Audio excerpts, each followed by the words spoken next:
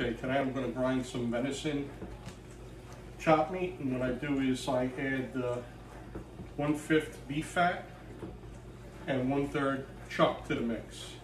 And at first we'll throw this chuck right in the tub here, spread it out. My hands are all washed. Okay, spread it around.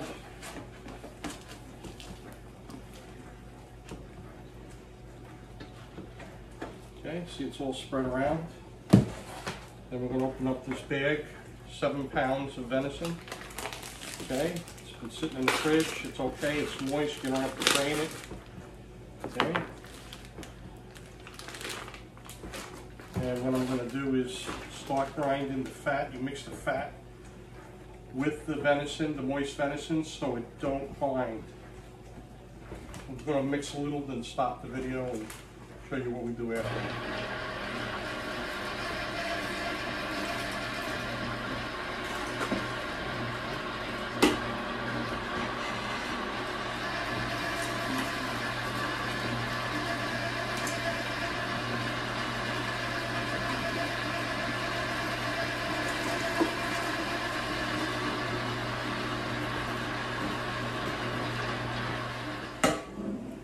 Okay, now that we mix the fat with the venison, we still have more venison, but we got all the fat mixed with the venison.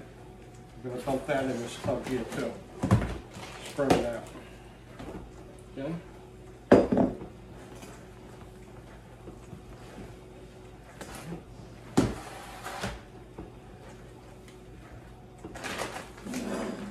We'll start mixing pure venison now until it's done.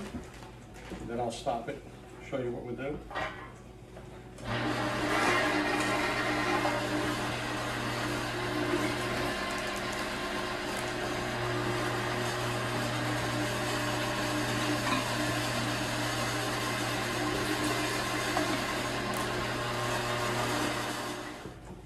Okay, now we have the pure venison ground, and we're going to mix that in the bowl. You could use beef fat or pork fat. And I've been using beef. I like the flavor. I make burgers and I make meatballs and meatloaf. Okay, so now what we're going to do is mix it up by hand. Once again, my hands are clean.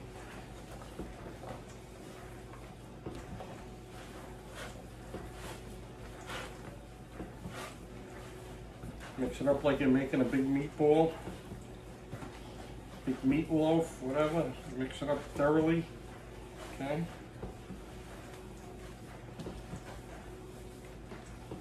Now the second time you run this through, you're gonna run it through one more time. It'll be the last time.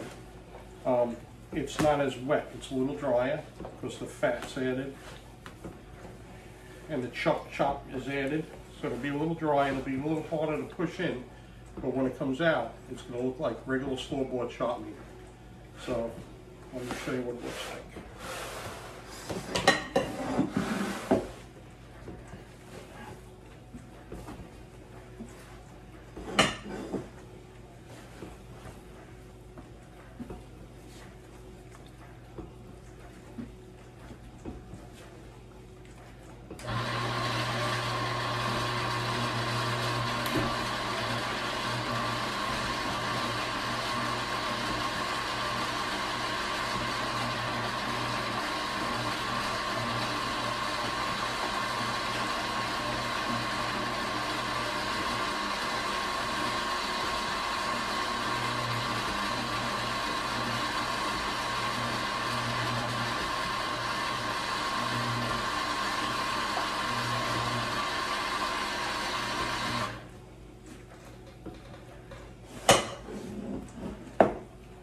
Okay, look how beautiful it comes out, like store-bought chop meat, and it's absolutely delicious. Once again, it's 1/5 beef or pork fat and 1/3 chuck chop meat, and tastes delicious, holds it together.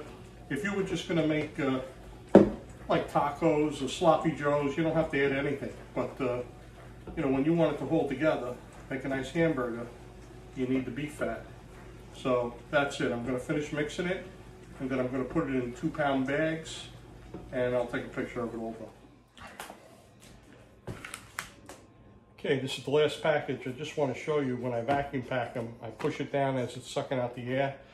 So the packets are thin, and the reason I do that is when you take out a package to defrost, you don't have a big round ball to defrost. This defrosts fairly quickly, okay?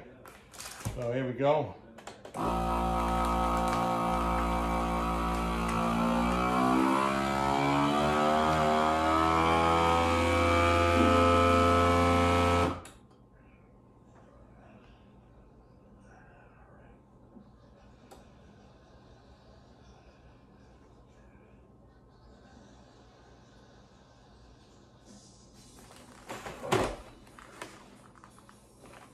Okay, we seal them twice just to be sure. In case you're wondering what kind of grinder I was using, the grinder is almost 20 years old.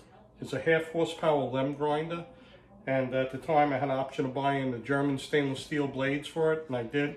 And 20 years, it's still going strong. Never had a problem with it, never had it sharpened or anything. It's just nice, it works.